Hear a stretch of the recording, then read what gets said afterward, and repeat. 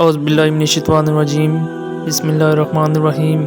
شروع اللہ پاک کے نام سے جو بڑا مہربان اور نہایت رحم والا ہے۔ آج کی ویڈیو کا موضوع ہے حضرت عیسیٰ علیہ السلام کا معجزہ۔ بیان کیا جاتا ہے کہ بنی اسرائیل میں ایک شخص تھا جس کی بیوی نہایت حسین تھی، جس پر وہ اسرائیلی فریفتہ تھے۔ چنانچہ جب اس عورت کا انتقال ہو گیا تو اس اسرائیلی کو بڑا قلق ہوا اور ایک مدت تک وہ اس عورت کی قبر پر بیٹھا روتا رہا۔ اتفاقاً حضرت عیسیٰ علیہ السلام کا ادھر سے گزر ہوا تو انہوں نے اس اسرائیلی کو پریشان حال دیکھ کر اس کا سبب معلوم کیا۔ جب اسرائیلی نے اپنا واقعہ بیان کیا تو حضرت عیسیٰ علیہ السلام نے دریافت فرمایا، کیا تو چاہتا ہے کہ میں اس کو تیرے لیے زندہ کر دوں؟ اس نے عرض کیا کہ ہاں۔ چنانچہ جب حضرت عیسیٰ علیہ السلام نے اس قبر کے مردہ کو آواز دی تو قبر سے ایک حبشی غلام، جس کے ناک کے نتھوں، آنکھوں اور جسم کے دوسرے سوراخوں سے آگ کی لپیٹیں اٹھ رہی تھیں، حضرت عیسیٰ علیہ السلام کو دیکھتے ہی غلام نے کلمہ پڑھا کہ لا الہ الا اللہ عیسیٰ روح اللہ۔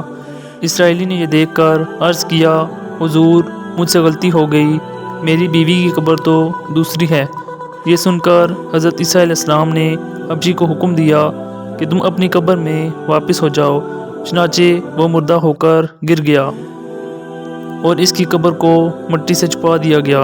پھر حضرت عیسیٰ علیہ السلام نے اس دوسری قبر کی جانب توجہ فرمائی اور حکم دیا کہ اے صاحب قبر، اللہ کے حکم سے زندہ ہو جا۔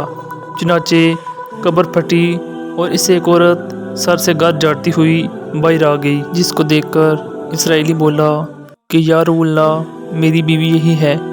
اور حضرت عیسیٰ علیہ السلام کے حکم سے وہ اسرائیلی اپنی بیوی کو ہمراہ لے کر واپس ہونے لگا، مگر عرصہ سے جگا ہوا تھا، اس لیے اس پر نیند کا غلبہ ہو گیا اور اس نے بیوی سے کہا کہ تیری گرے آوزاری اور بیداری نے مجھے ہلاک کر دیا ہے، اس لیے میں چاہتا ہوں کہ کچھ دیر آرام کر لوں۔ بیوی کہنے لگی کہ ہاں، آپ آرام کر لیجئے۔ چنانچہ وہ اسرائیلی بیوی کے زانوں پر سر رکھ کر سو گیا۔ اتنے میں ایک گھوڑے پر سوار ایک شہزادے کا ادھر سے گزر ہوا جو اپنے زمانے کا یکتا حسین تھا، جس کو دیکھ کر شہزادی از خود فریفتن ہو گئی اور اس کا دل قابو میں نہ رہا۔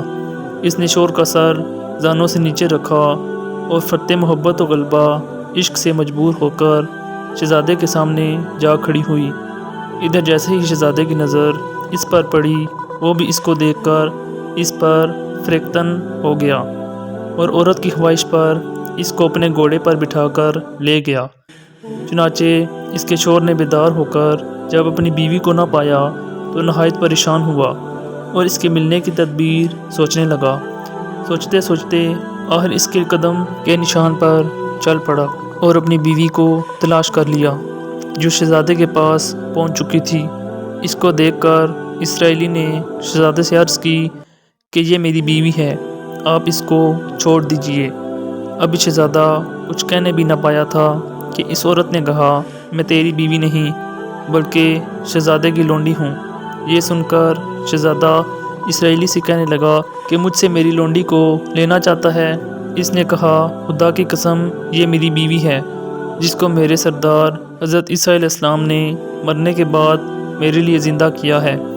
ابھی یہ گفتگو ہو رہی تھی کہ اتفاقاً حضرت عیسیٰ علیہ السلام بھی وہاں تشریف لے آئے، جن کو دیکھ کر اسرائیلی کہنے لگا، یا روح اللہ، کیا یہ میری وہ بیوی نہیں ہے جس کو آپ نے میرے لیے زندہ کیا ہے؟ حضرت عیسیٰ علیہ السلام نے فرمایا کہ ہاں، یہ وہی ہے۔ یہ سن کر عورت کہنے لگی کہ یا روح اللہ، یہ شخص جھوٹا ہے، میں تو اس شہزادی کی لونڈی ہوں۔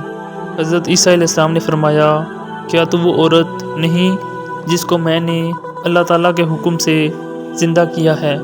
عورت نے کہا، یا روح اللہ، باخدا میں وہ نہیں ہوں۔ اس کے بعد حضرت عیسیٰ علیہ السلام نے فرمایا، جو جان خدا کے حکم سے میں نے تجھے دی ہے، اس کو واپس کر دے۔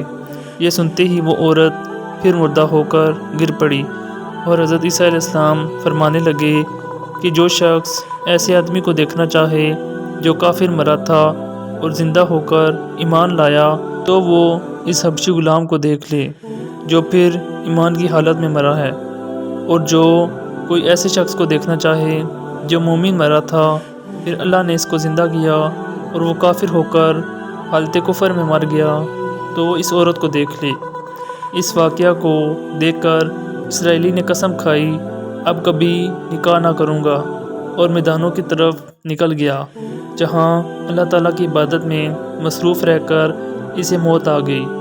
اللہ تعالیٰ اس پر رحم فرمائے۔ نبی اور رسول کے اقرار و انکار کا نتیجہ اس حقائق سے ظاہر ہوتا ہے اور سبق ملتا ہے کہ کامیابی اپنے نبی صلی اللہ علیہ وآلہ وسلم کی اطاعت و محبت سے ہی مل سکتی ہے۔ چنانچہ ہمیں بھی چاہیے کہ ہر حال میں اپنے نبی صلی اللہ علیہ وآلہ وسلم کی اطاعت کو سامنے رکھیں، چاہے دل مانے یا نہ مانے، لیکن نبی کریم صلی اللہ علیہ وآلہ وسلم کے طریقوں کو لازمی اپنایا جائے۔ اللہ تعالیٰ اس واقعے سے سبق حاصل کر کے عمل کرنے کی توفیق عطا فرمائے، آمین۔